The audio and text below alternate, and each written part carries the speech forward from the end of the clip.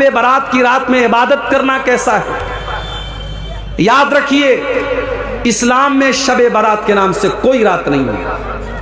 یہ شب برات کا تصور یہ شیعوں کے یہاں سے آیا ہے. اسلام میں شب برات نام کی کوئی چیز ہی نہیں ہے. یہ شیعوں کا عقیدہ ہے. ان کے 12ویں امام کی پیدائش ان کا کہنا ہے 15 شعبان کو ہوئی ہے اور اسی جشن کو انہوں نے شب برات کا نام دے دیا. نہ تو اللہ کے نبی سے شب برات کی رات کی کوئی فضیلت ثابت ہے، نہ اس رات میں عبادت کرنا ثابت ہے، نہ دن میں روزہ رکھنا ثابت ہے، نہ یہ آتش بازی کرنا ثابت ہے، نہ مسجدوں کو سجانا ثابت ہے، نہ قبرستان پہ جانا ثابت ہے، نہ مردوں کے لیے مغفرت کی دعا کرنا ثابت ہے. ایک صاحب کہنے لگے حلوہ کیسے حرام ہو گیا؟ سوجی جائز ہے، چینی جائز ہے، دیسی گھی جائز ہے، ناریل اور جائز ہے، اور آپ کہتے ہیں حلوہ حرام ہے. سب کو مکس کر دیا تو حلوہ بن گیا، آپ کہتے ہیں حلوہ حرام ہے. میں نے کہا بھائی حلوہ حرام نہیں ہے، حلوہ حرام نہیں ہے. حلوہ یقیناً بہت اچھی چیز ہے، ہم کو بھی کھلائیے، ہم بھی کھائیں گے، مگر آپ کس عقیدے کے مطابق بنا رہے ہیں؟ آپ شب برات پر بنا رہے ہیں تو کیوں بنا رہے ہیں آپ؟ ایک صاحب کہنے لگے حلوہ ہم اس لیے بناتے کیونکہ نبی اکرم کے دانت ٹوٹ گئے تھے غزوہ احد میں، آپ نے حلوہ کھایا تو اس لیے ہم حلوہ کھاتے ہیں. میں نے کہا بھائی صاحب غزوہ احد ہوئی ہے شوال میں اور شب برات منا رہے ہو شعبان میں، تم 2.5 مہینہ ایڈوانس میں حلوہ کھا رہے ہو. نبی اکرم نے اگر حلوہ کھایا بھی تھا، پہلی بات تو یہ من گھڑت بات ہے، اگر آپ نے کھایا تھا تو شوال میں کھایا تھا، تمہیں اتنی جلدی پڑی ہے تم 2.5 مہینہ پہلے حلوہ کھا رہے ہو. حلوہ کا ثبوت ہے ہی نہیں. اور پھر حلوہ اصل میں یہ پیٹو قسم کے شکم پرور مولویوں نے اس کا ایجاد کیا تاکہ ہمارے پیٹ کی دکانیں چلتی رہیں.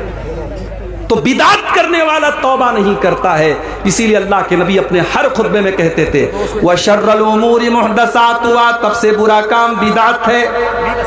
وَكُلُّ مُحْدَثَةٍ بِدْعَةٍ، دین کے اندر نیا نکالا گیا کام بدعت ہے.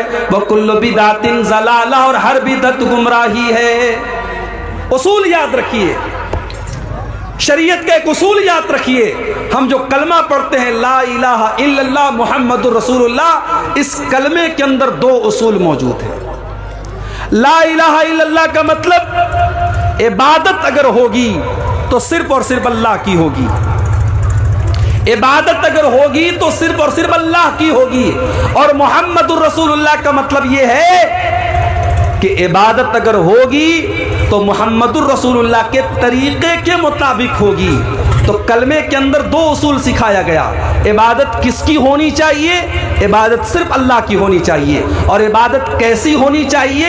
عبادت جناب محمد الرسول اللہ صلی اللہ علیہ وسلم کے جیسی ہونی چاہیے. تو جو شب برات منا رہا ہے وہ سمجھو پرانا 500 اور 1000 کا نوٹ آج چلانے کی کوشش کر رہا ہے. چول بے پرانا نوٹ چول بے کبھی نہ چول بے انشاءاللہ. تو جب پرانا نوٹ نہیں چل سکتا ہے تو جس عمل کے اوپر اللہ کے نبی کی مہر نہیں لگی ہے وہ عمل کیسے چلے گا؟ رات بھر آپ عبادت کر لیجئے، جو عبادت نبی نے نہیں کی، جو صحابہ نے نہیں کی، جو قرآن و سنت سے ثابت نہیں ہے، وہ عبادت نہیں ہو سکتی میرے پیارے ساتھی. چاہے کتنا ہی ایک شخص ہے جو کہ 5 ٹائم نماز پڑھتا ہے لیکن ان کی ماں اس سے ناراض ہے. کیا اس شخص کی نماز قبول ہوگی؟ قرآن و حدیث کی روشنی میں بتائیے. دیکھیے ماں کا درجہ یقیناً بہت اونچا ہے، ماں کا درجہ بہت اونچا ہے، ماں کو ناراض نہیں کرنا چاہیے. مگر کبھی کبھی ایسا بھی ہوتا ہے کہ ماں غلط بات پہ ناراض ہوتی ہے.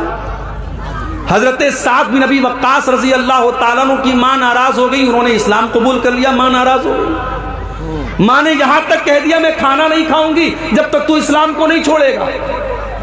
انہوں نے کہا ماں مجھے تجھ سے بہت محبت ہے مگر میں اسلام نہیں چھوڑ سکتا تیرے. ماں نے کھانا پینا بند کر دیا. حضرت سعد بن ابی وقاص رضی اللہ تعالیٰ عنہ نے بہت سمجھایا، ماں تیار نہیں ہوئی. بڑھیا تھی، عمر ہو چکی تھی، تھوڑا سا ٹائم گزرا، بستر پڑ گئی.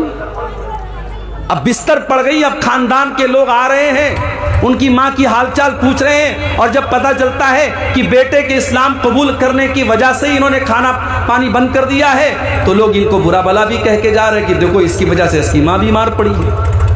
حالت یہ ہو گئی. حضرت سعد کی ماں آخری سانسیں لینے لگی، آخری سانسیں لینے لگی، انتقال کا ٹائم آ گیا۔ حضرت سعد نے اپنی ماں سے کہا کہ اے امی جان، لو کانت لکی میت نفس، اگر اللہ تعالیٰ تجھے 100 زندگیاں دے دے، تیرے اندر 100 جان پیدا ہو جائے اور ایک ایک جان تیری نکلتی چلی جائے اور تم مجھ سے کہہ دے کہ میں اسلام کو چھوڑ دوں، تو اے میری ماں، میں تیری زندگی کو بچانے کے لیے اسلام کو چھوڑنے والا نہیں ہوں۔